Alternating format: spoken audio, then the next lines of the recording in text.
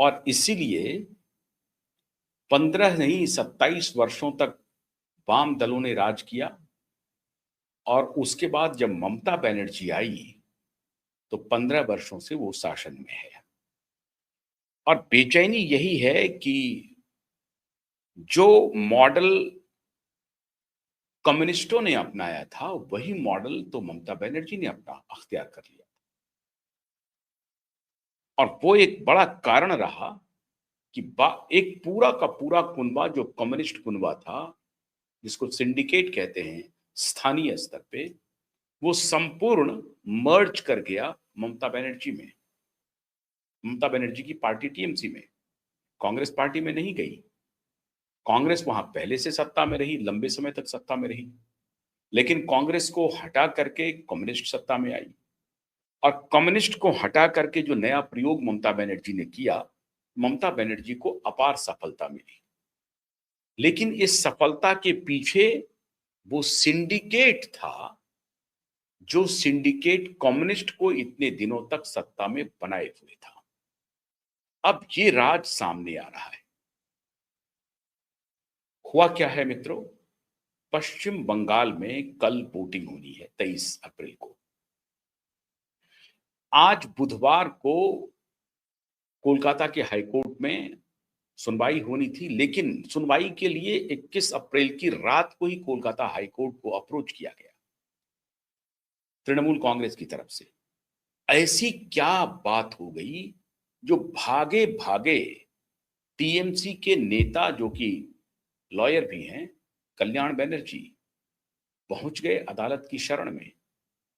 और आज अभी तक उसकी कोई रिपोर्ट नहीं आई है जब मैं आपसे ये बात कर रहा हूं। कोलकाता हाईकोर्ट वो पहुंचे क्यों, दौड़े दौड़े पहुंचे, आप जानेंगे तो हैरान हो जाएंगे। और उसी सिंडिकेट की तरफ मैं आपको इशारा कर रहा हूं।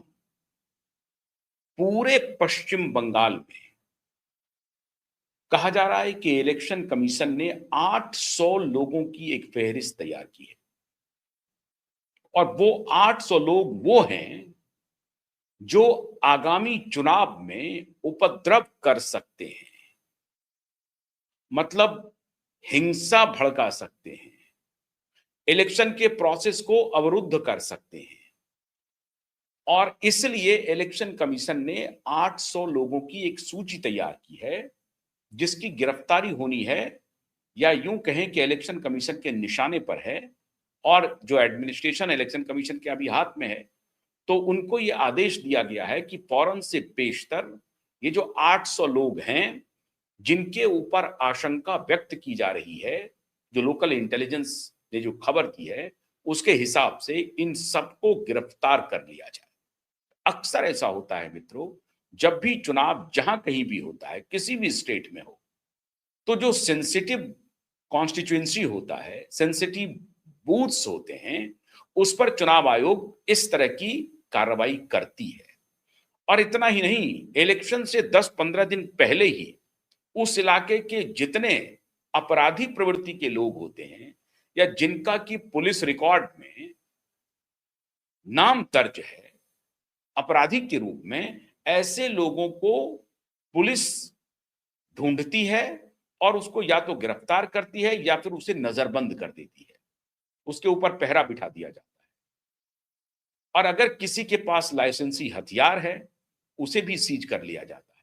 यह चुनाव की सामान्य प्रक्रिया है। जहां कहीं भी चुनाव को अंजाम दिया जाता है, वहां पर चुनाव आयोग की ये प्राथमिक ड्यूटी है कि चुनाव फ्री एंड फेयर हो।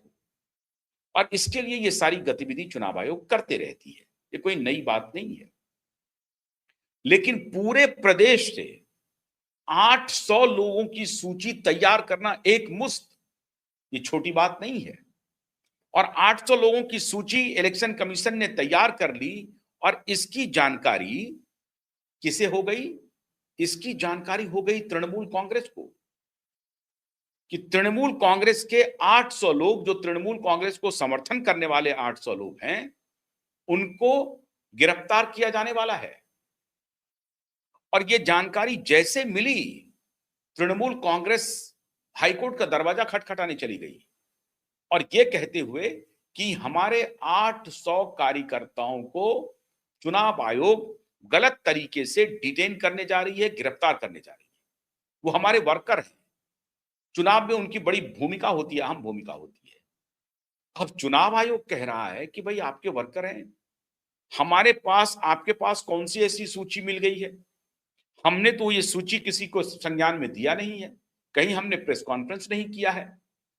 तो सवाल है कि टीएमसी को ये सूची मिली कहां से कि 800 हमारे कार्यकर्ताओं की गिरफ्तारी होने जा रही है और चुनाव आयोग गिरफ्तार करने जा रही है? किसने दिया ये सूची? क्या टीएमसी के स्पाई, जासूस इलेक्शन कमीशन में मौजूद है, इलेक्शन कमीशन के अंदर है, जो टीएमसी को ये सूची जारी कर रही है? ये कौन है वो लोग? इलेक्शन कमीशन ने किसी को नहीं बताया कि हम 800 लोगों को डिटेन करने के लिए जा रहे हैं, कहीं इसकी कोई चर्चा नहीं है। अब इंटेलिजेंस को, अगर केंद्रीय गृह मंत्रालय को या स्टेट के इंटेलिजेंस को, जिसके ऊपर डिपेंडेंट है मान लीजिए कि चुनाव आयोग, तो चुनाव आयोग उससे कोऑर्डिनेट कर रही होगी। अब लोकल इंटेलिजेंस यूनिट जो हैं, उन्होंने अगर ममता बनर्जी की पार्टी को, टीएमसी को ब्रीफ कर दिया कि देखिए साहब, ये हमने ये सूची तैयार की है और ये सूची हमें इलेक्शन कमीशन को हैंडओवर करना है और उस पर फिर सामान्य एडमिनिस्ट्रेशन अपना काम करेगी और इन लोगों को गिरफ्तार कर लिया जाएगा, उनको नजरबंद कर लिया जाएगा। मतलब चुनाव जिस समय मतदान हो रहे होंगे उस वक्त ये लोग बाहर नहीं निकल पाएंगे, इन लोगों पर पुलिस का पहरा होगा। अब 800 का आंकड़ा छोटा आंकड़ा नहीं है मित्रों। अब सवाल है कि पूरे प्रदेश में ये 800 सूची बनी है, तो किसने बनाई है ये सूची? इलेक्शन कमीशन के निर्देश पर बनी होगी कि वो उपद्रवी कौन है। भाई अगर 40-50 डिस्ट्रिक्ट जो भी है, जो कॉन्स्टिट्यूएंसी के हिसाब से है, जिसमें से अभी कहा जा रहा है कि 55 कॉन्स्टिट्यूएंसी ऐसे हैं, जिसमें भवानीपुर कॉन्स्टिट्यूएंसी जहां से ममता बनर्जी चुनाव लड़ रही है, 55 कॉन्स्टिट्यूएंसी ऐसे हैं जो अति संवेदनशील कैटेगरी में आते हैं। वहां पर जाहिर है इलेक्शन कमीशन का विशेष प्रावधान होगा कि उसकी अति संवेदनशीलता को कम कैसे किया जा सके, उसको महज संवेदनशील बना करके रखा जाए, अति संवेदनशील ना रहे। अति संवेदनशील का मतलब है कि वहां बलवा हो सकता है, वहां चुनाव की प्रक्रिया को अवरुद्ध किया जा सकता है और सामाजिक तत्वों के द्वारा, गुंडों के द्वारा।